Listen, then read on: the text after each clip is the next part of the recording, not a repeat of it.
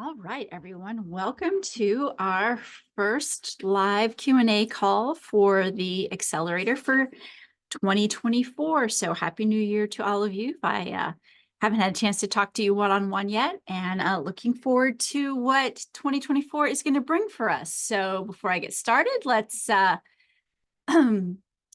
bring on our, here we go. Let's see here.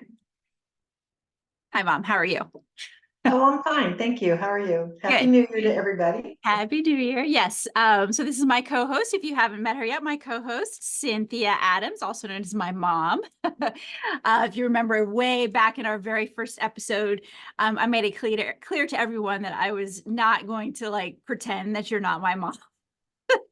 I have been in organizations where people sort of danced around the fact that it was a family business, but no, I'm very proud that this is a family business and very thrilled to have you working with me. And I also have my son does a lot of video editing, so my daughter is completely uninterested. And my husband's a member. My husband is actually a member.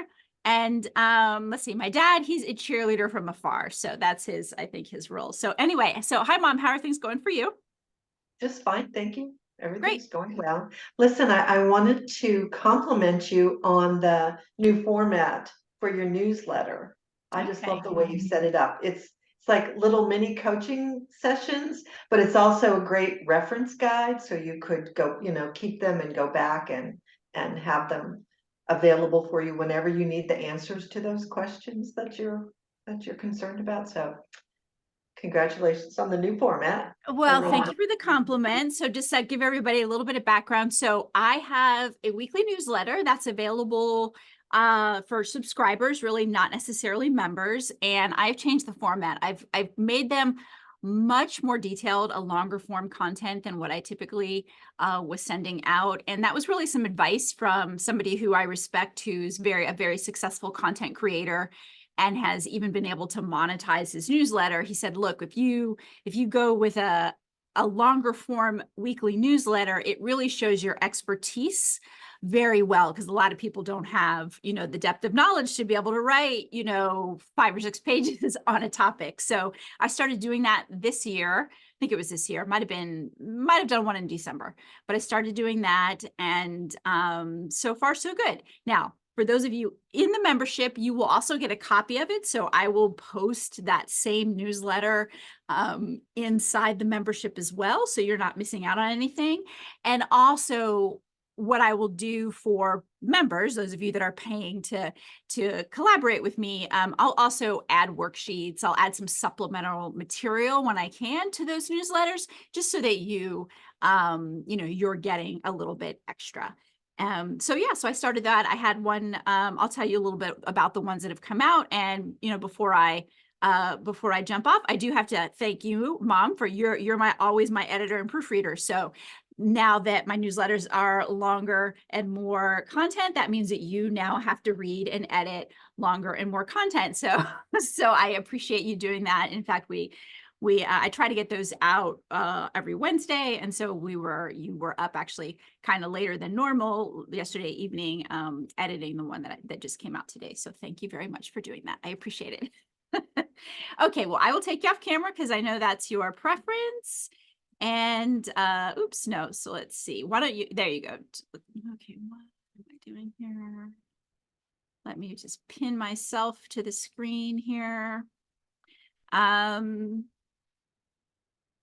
Okay, so I think we're in good shape. Okay, so just a reminder to everybody, if you have a question, if you happen to join us live and you have a question, you can raise your hand and come off of mute or come on camera and ask your question. You can also put questions in the chat. And as it stands right now, I don't see anybody else here. So I'm just going to go through our agenda here.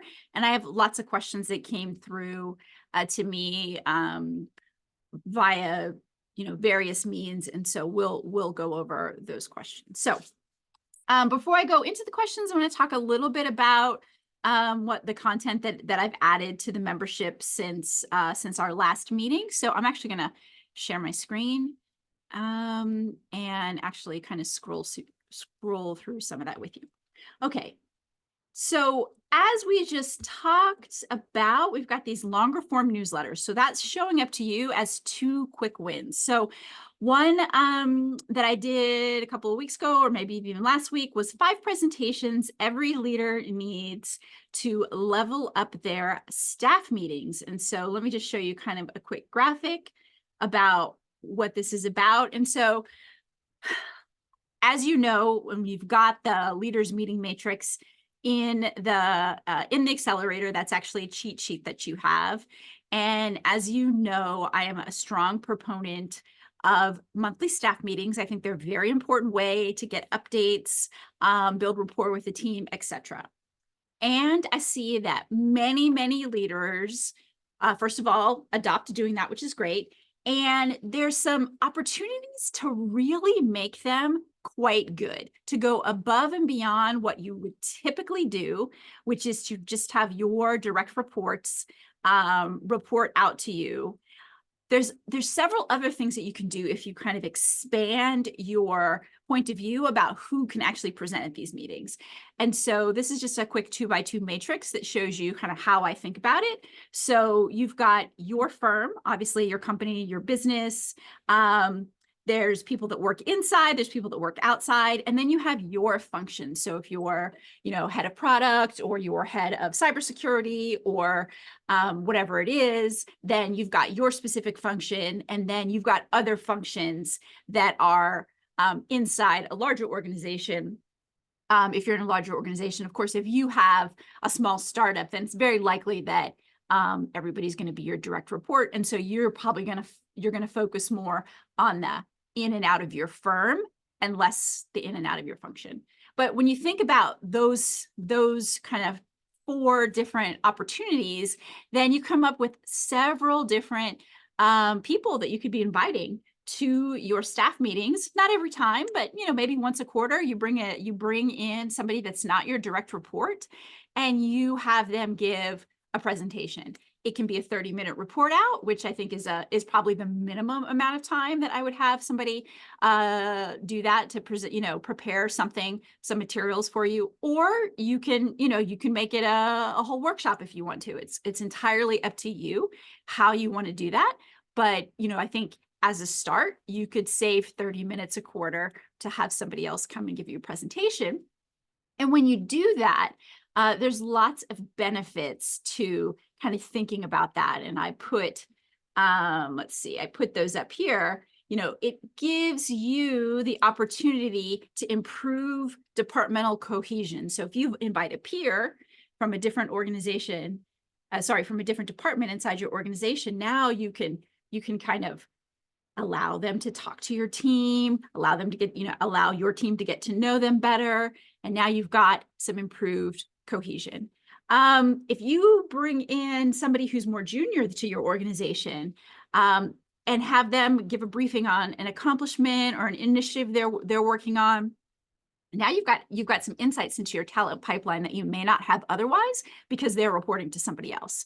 And so you don't get day-to-day kind of insights into not only what they're working on, but kind of how they present themselves. And that's a way to get some insights there. It also gives you insights into how your direct reports are doing at coaching their people. Another thing you can do is you can invite people in a completely different organization, and maybe your suppliers, your customers, things like that. And then you're improving your relationships with stakeholders, and you're allowing your team to kind of get to know important stakeholders as well, which will help them to drive better decision making. And then, the last group, of course, is shameless plug for me, but, if you bring in third-party experts, that just, allows the team to kind of interact with each other in a different way. And I think topics that can really be useful are like emerging trends. So, if you haven't already had somebody come in and talk about the implications of AI in your business, then, come on, just go ahead and do that. But there's also things like professional development topics. And in fact, one that I do a lot when people bring me in is like time management for technical folks or time management for leaders.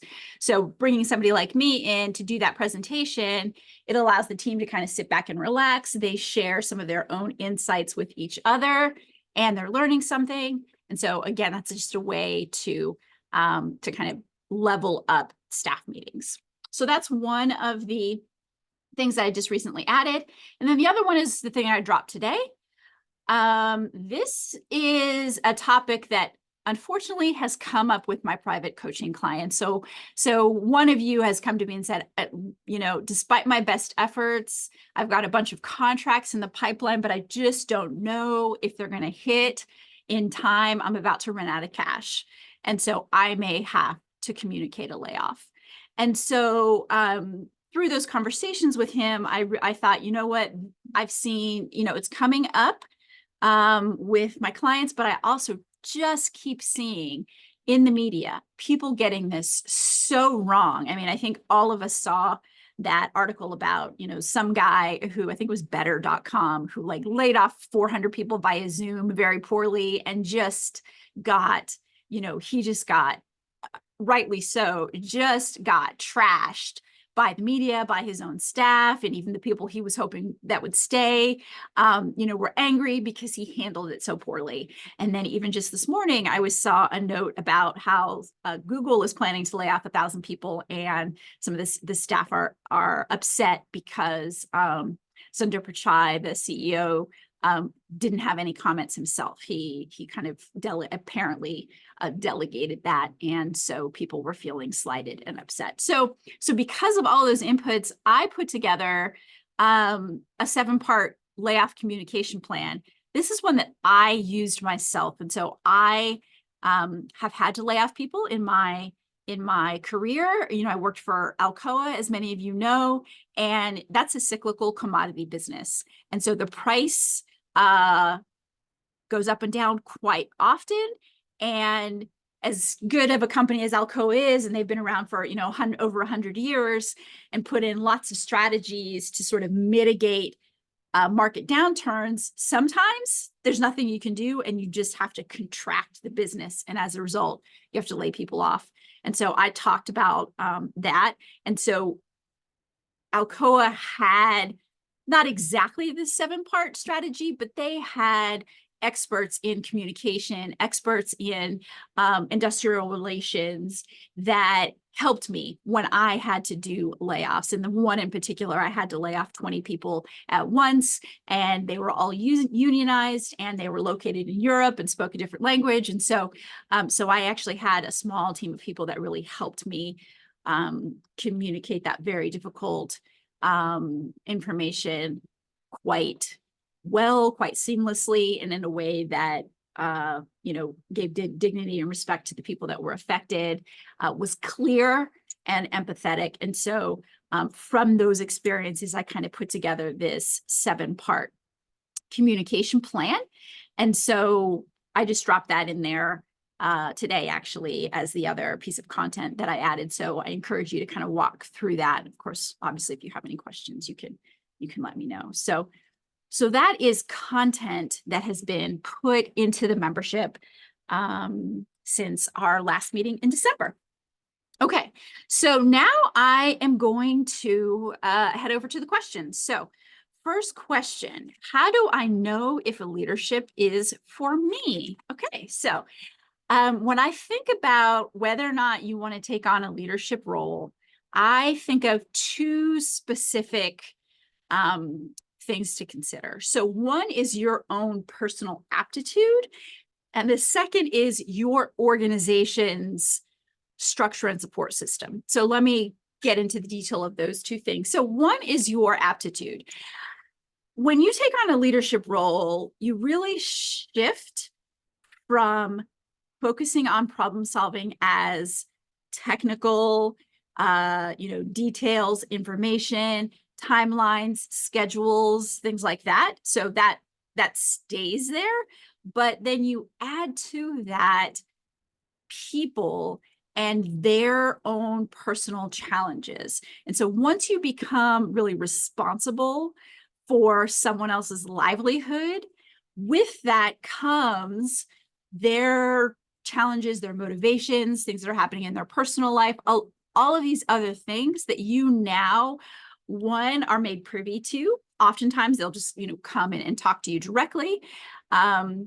And so the question is, are you comfortable with that? Do you like the idea of being accountable for kind of incorporating those sorts of things into your day-to-day, your day-to-day function in your job?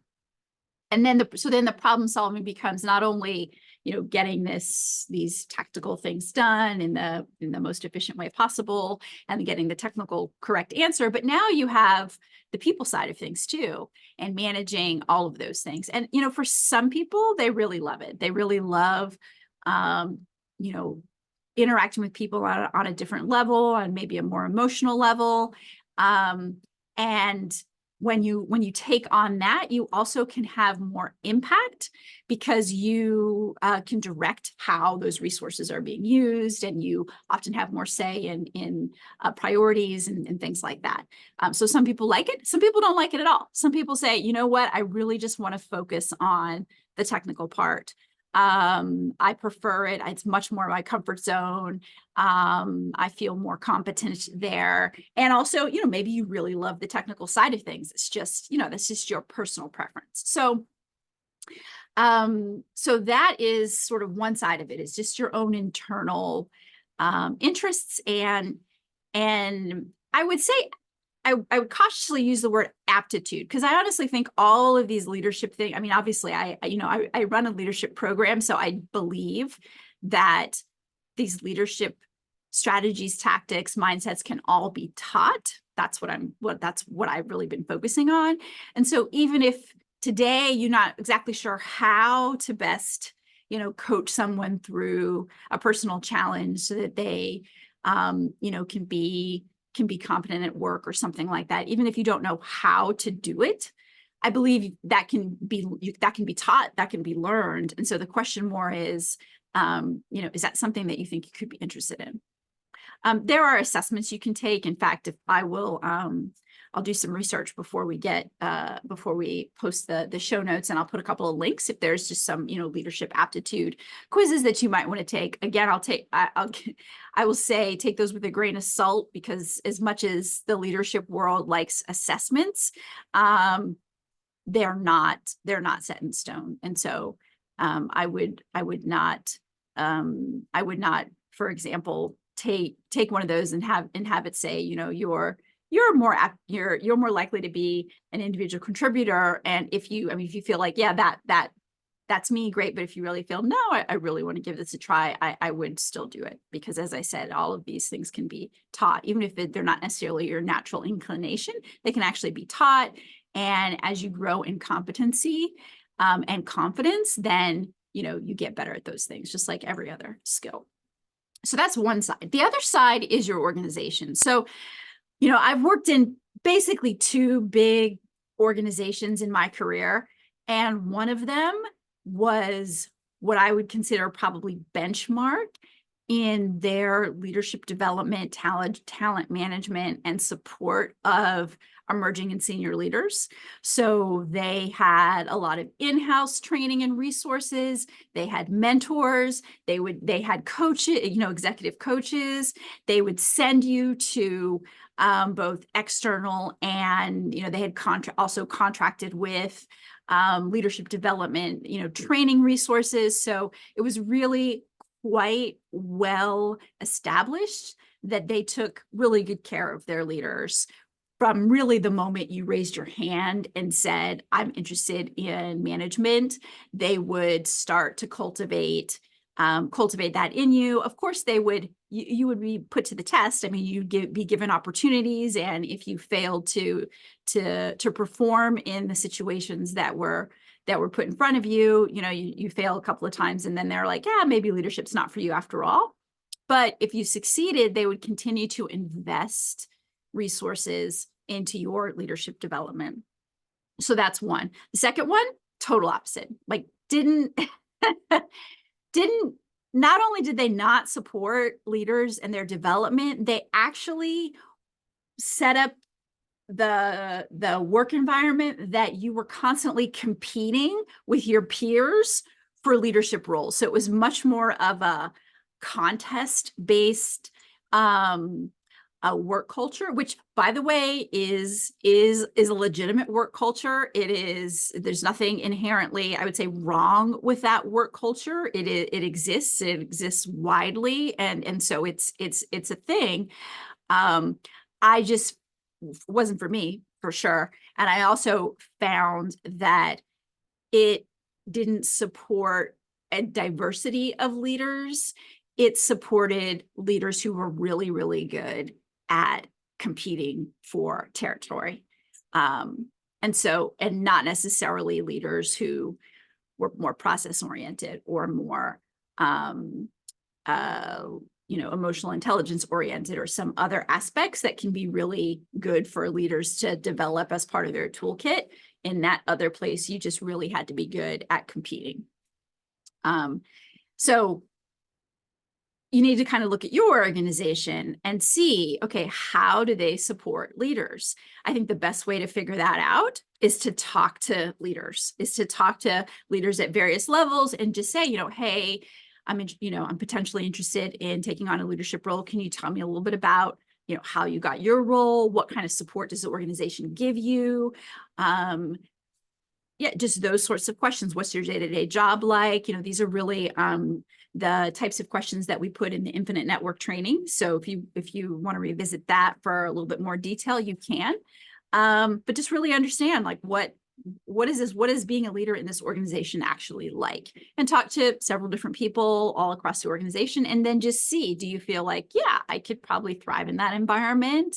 Or do you say, no, maybe I'm interested in leadership, but maybe I actually can't be successful in doing that here under the current, situation in my organization. And so both of those pieces are important when you go to make your decision, because, if you take on leader just for more money and turns out you don't really like it, you're going to be frustrated. If you take on leader because you think you really want to, but your organization doesn't actually support leaders very well, also going to be frustrated. So both of those are going to result in you being really unhappy with your decision. And so those are the 2 things that I would look out for. Okay. Then another question is, I'm not sure that I want to go into leadership because I really like the technical side of things. Is there a way that I can dip my toe into a leadership role without giving up, in this case, software development? Because I know that is the person who asked this question. Maybe there may be ways to do that. And so there's a couple of approaches I think you could take. And then again, you need to understand whether or not your organization sort of has those things. So one is to take on a special project. Sometimes you can lead a project. That is not going to give you the full experience of leadership, because typically when you lead a special project, people will report to you for a short period of time, and maybe even in just a dotted line way, as opposed to truly being accountable for somebody's performance review, which just has a different level of accountability for you and a different way that people relate to you when they know like you're the one who is going to make sure that they continue to get a paycheck. So it's just a little bit different. But on the other hand, you do have the advantage or the experience, I should say, of having a goal that you need to achieve, having to align the support and activities of people, and having to achieve, results through influencing and advising and working with other people. So you get some of that without so you get some of that exposure, and you don't get the full thing, but typically those are well defined. There's a duration, etc. So that could be something that you signal to your organization that you're interested in, and maybe that could be an opportunity for you to try that. The other way is possibly taking on a small team and just seeing if it's something that you could try without there being ramifications for deciding that you don't like it. Some organizations allow that, and I would say Alcoa is actually pretty good at that. They recognize that in particular technical folks or subject matter experts, not necessarily like engineering technical, but subject matter experts, even in something like procurement or HR, that subject matter experts oftentimes would not like the would think they were interested in leadership, because typically it comes with more money, more responsibility, more money, more growth opportunities, but you may not like it. And so at least within Alcoa, it was not at the time that I was there were not strong ramifications for kind of saying, I tried this for a year and it turns out I really don't like it. So that's another thing you could do, is just see if there's like a small opportunity to take something on, and have it be kind of a little bit of a lower risk. And oftentimes, again, organizations that are really trying to develop a leadership pipeline, they may even purposely create some of those opportunities to let people try things. So that's what I would do. I would see if there's maybe a short-term special project, or even just an interim type of leadership opportunity that you could try things and have it be kind of low risk. But just recognizing that when you do that, you don't fully get the full experience, and so you have to understand what you're actually evaluating. You're evaluating a partial experience. But if you get to it and you're just like, oh man, I on a given week, I don't get to do any software development, and that's where my true heart is, or I only get one to do that one day a week in this kind of role, and that's really, really what you love to do 24/7, then maybe you have your answer. So okay. It says, I am having trouble getting my chief operating officer on the same page as me with respect to hiring the profile of the people that we need to hire. So how can I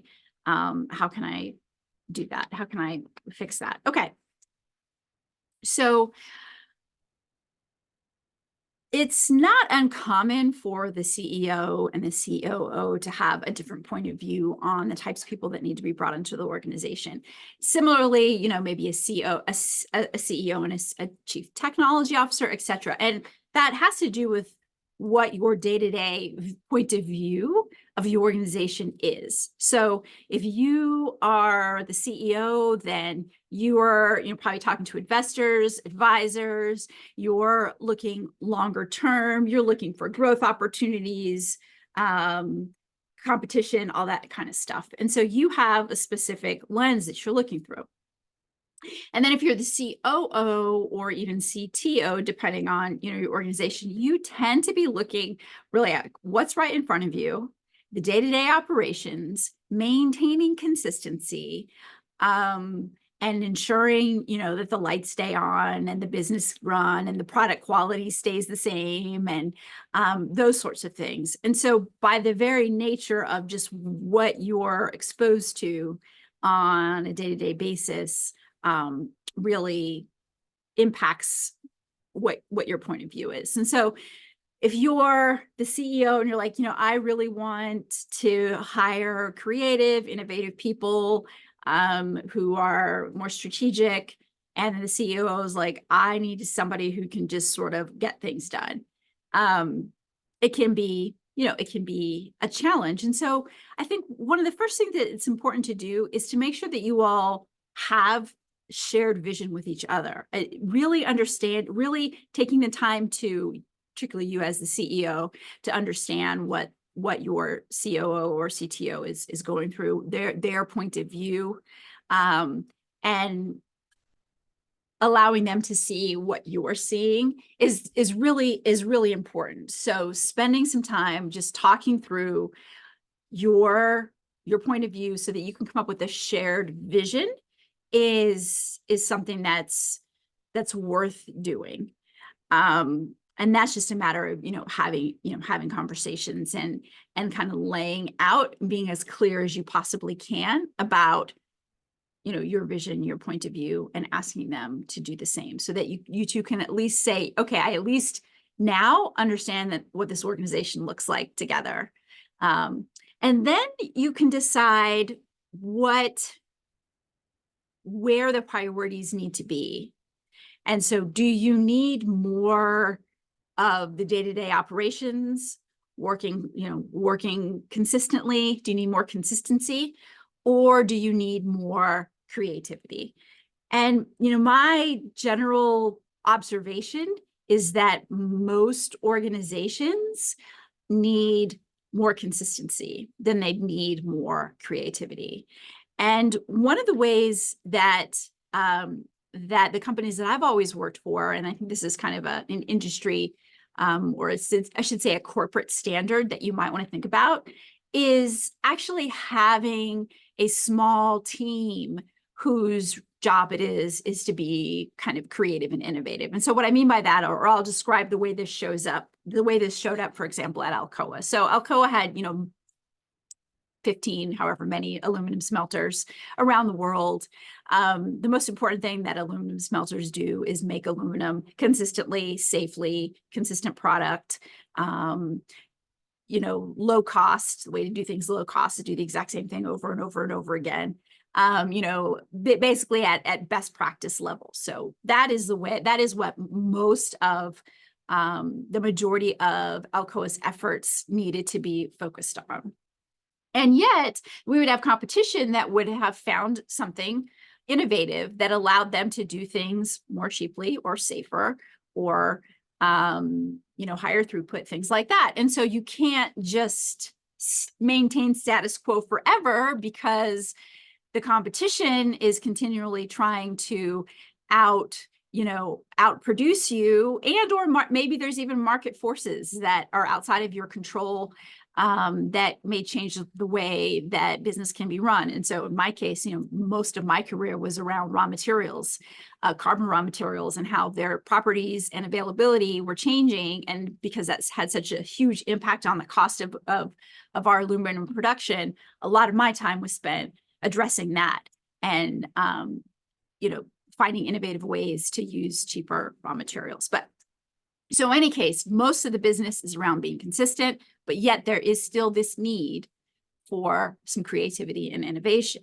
And so the way Alcoa handled it is they had a small team. It was called a Center of Excellence, but they had a small, relatively speaking to the total population, a small team of people whose job it was to be innovative. And by that, I mean, they were to look across the landscape, the world, the competitors, other industries for ideas, practices, innovation, new inventions, new technology, all of these things that could be brought to bear on our operations.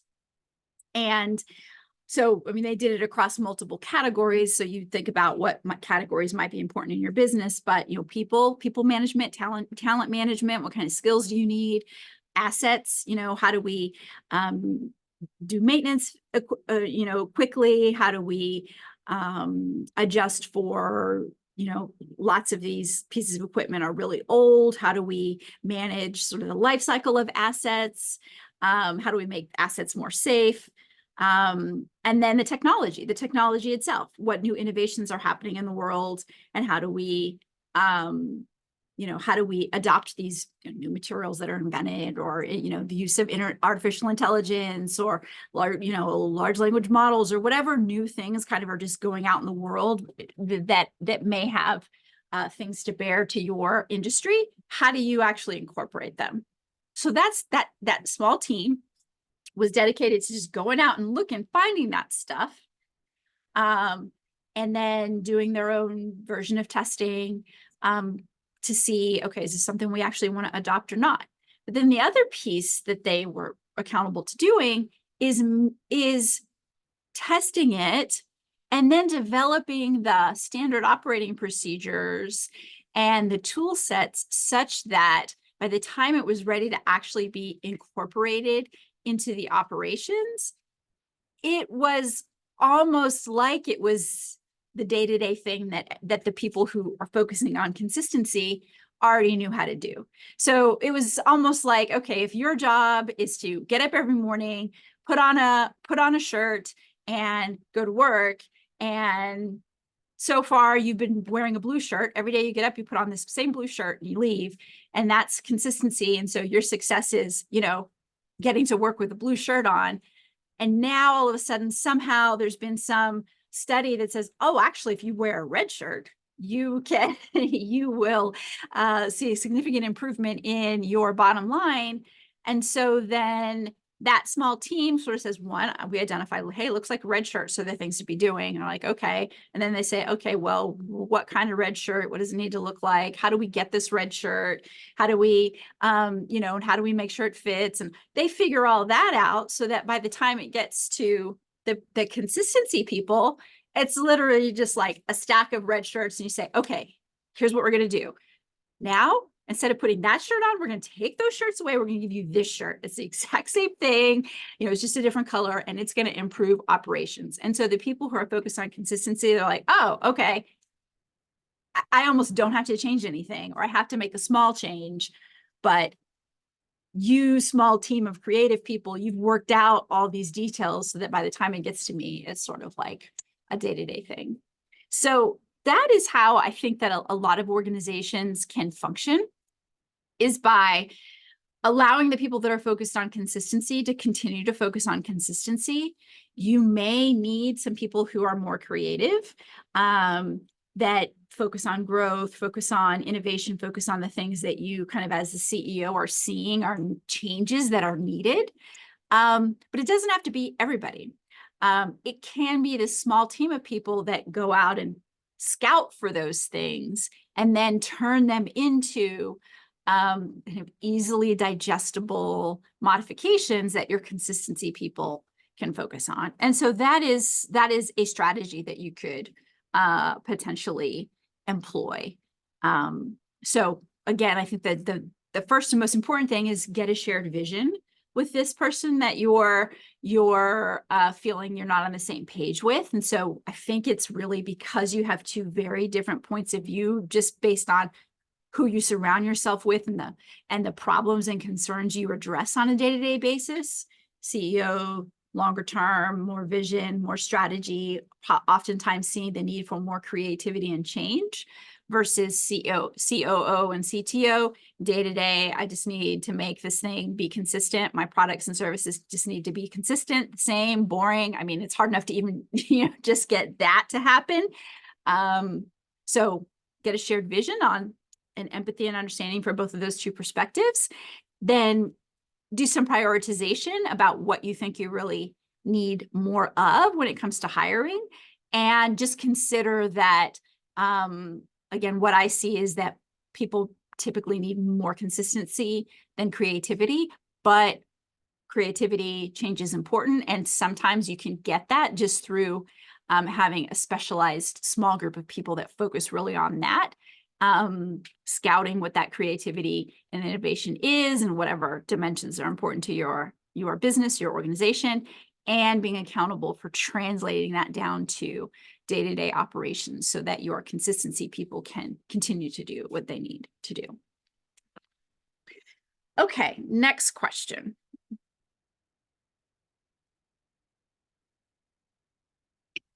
I am leading a team of people with more experience than me. How can I win them over? Okay.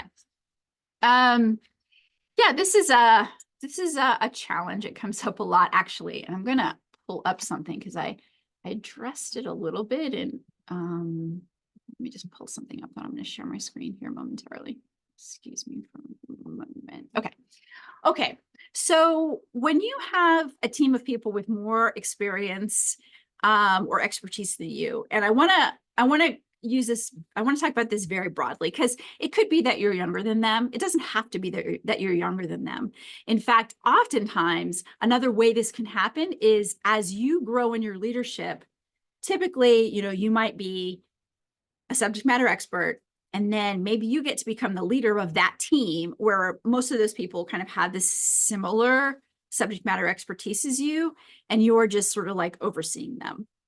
Well, then if you go up another level, it's quite common that that organization is the team you had, and then a completely different team that somehow, they have to work together to get things done. But that new team that you've added, I mean, they may have a very different set of subject matter, expertise and skills than you, and you really may not know much about what they do at all. And this is very, very common thing to have happen. And so you as the leader, you have kind of this uneven exposure to the expertise.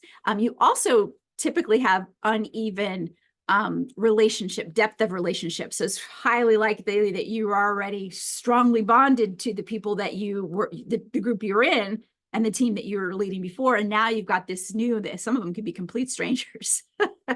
And so there's just this unevenness about that. So it's intimidating. It definitely is intimidating when you perceive that people, have more typically subject matter expertise than you do, certainly more experience, whether it be time and service or even just sort of experience in a certain area. So first, let me tell you what the mistake I see. The most common mistake that I see when people are in this situation, because they're intimidated and because they don't want to be perceived as a micromanager, is that they basically don't manage those experienced people hardly at all. They kind of say, you know what, they know what they're doing. They know what they're doing better than I know what they're doing. So I'm just going to leave them be, let them do their thing, thinking, okay, I'm going to be the best boss ever because, nobody likes to be managed. And so that's what they do. And that is a mistake. And there's a couple of reasons why that's a mistake. So one, it is a mistake because you have some really important information, perspectives, understanding about how your organization works that you need to share with those more experienced people. So those more experienced people, they have subject matter expertise on certain things, but they don't have the expertise on how that gets applied to the goals and objectives that you're accountable for as the leader. And they don't necessarily know how to optimize, how to actually get things done inside of both your local organization, but the organization as a whole. And so when you just leave them be, you're not giving them all the tools and resources and perspectives that they need to be effective as they could be. The other thing that your sort of hands-off approach can signal is that you're not as interested in them in either their area of expertise or them personally as you are with the others that you feel more comfortable with. And that is when employee engagement goes down, retention issues go down.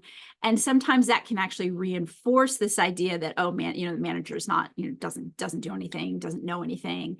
And so there's some negative feelings that can be associated with, of course, you're thinking, oh, they must love it because I'm leaving them alone. Actually, no.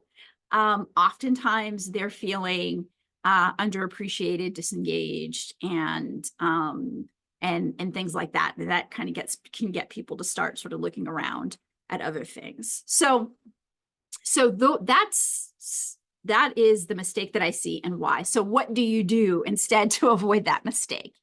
So what you do is really first of all, in terms of your management structures that you have in place, the rituals you have in place, you treat them the exact same way you treat everyone else. And so what that likely means, at least I hope what that means, if you've been following me for a long time, you're doing weekly one-on-ones with your direct reports. You do a weekly one-on-one with this more experienced people that directly report to you. You have staff meetings. They're included in your staff meetings. You have performance metrics that you're holding these people accountable for. You have performance metrics that you're holding that more experienced people accountable for. They need to get kind of the exact same level of interaction, accountability as you give to others, if not maybe a little bit more. So what do you do in those meetings to kind of signal, okay, I know you're more experienced than me. I think it's really important to do two things. So let's maybe talk about the one-on-ones. So the one-on-ones are designed for you to build rapport. So again, they still get there 15 minutes. They talk about whatever they want. In your your part of the one-on-one, I want you to really focus on asking them questions about the work that they're doing, trying to not only understand some basics about the technical side of things. You're never going to be an expert in that area. And so, don't try, but really understanding what's important to them, like what tools and resources are most important to them. How do they get their work done? What information is important to them? What are some things that have been challenging in the past that you could potentially resolve for them as the person who has like this organizational knowledge and maybe even some influence in certain areas? When you're able to do that one lets them know that you're interested in them, and also that you're interested in their subject matter expertise, but that you have, as the leader, you have additional information and additional influence that they don't. So they will develop an appreciation for that. And of course, if you can leverage that on their behalf, that is a win-win situation for both of you. Now, it can also, the other thing I recognize would be a challenge is sort of like, well, how do we do performance metrics? Like, I don't know how to, measure their performance. There's a couple of ways that you can approach this. So one, you can, well, first of all, make sure you understand what your organization needs, and translate those as best you can. You can do some benchmarking with maybe peer organizations. You can, look online, try to benchmark, okay, for example, what is business development in software? What are some of the key metrics that they focus on? And then it can still be a collaborative experience with a person as well, which is probably what you're doing. If you really think about it, that's probably what you're doing with the people that you know better anyways. You're kind of saying, hey, these are the things we need to get done. Tell me from your perspective, how much of that can you get done? Is there anything else we should be getting done? How long do you think it's going to take, et cetera? So you still have that same exact kind of conversation with the people with more experience and expertise. So that is sort of the high level overviews. Just remember that you have additional information, perspectives on how the organization works, what the targets are, et cetera. So your role as a leader is different than their role as subject matter expert. Absolutely, in organizations like many of us are in, we tend to really highly value subject matter expertise. We're all experts in our field. So it can feel a little bit strange when you're now in a position where you're not the subject matter expert. But just remember that the position of the leader is its own unique area of kind of expertise. You're an expert on the organization itself and the organization's goals. And so you absolutely need to be providing that kind of advisement to the people with more experience, because when you don't, one, they can't be as effective, and two, they might see that lack of engagement from you as a sign of disinterest. And so that can cause them to really start to question whether or not they fit in the organization, whether or not they belong, in that organization. And that's not a signal that you want to send. So you want to treat them the same way you treat people that you already know and whose areas of expertise you already understand. You want to treat them at a minimum the same. You may want to do some additional onboarding with the new folks, new to you folks, just to kind of better understand how they work. But then, again, you're still going to have your one-on-ones where you're building rapport and learning about what they need, also holding them accountable for their deliverables, setting performance metrics and holding them accountable as well, the same way that you do with people that you already know. Don't make the mistake of being a hands-off leader because you're intimidated or because you don't think that you have anything to offer them, because that's absolutely not the case. Okay, so those were the questions that I had. So I am going to just see, look, I don't see anything in the chat. I don't see any hands raised. So I think we're good to go there. And so we will go ahead and wrap up. And our next live Q&A will be February 21st. So I'll see you then. Thanks, everybody. Bye.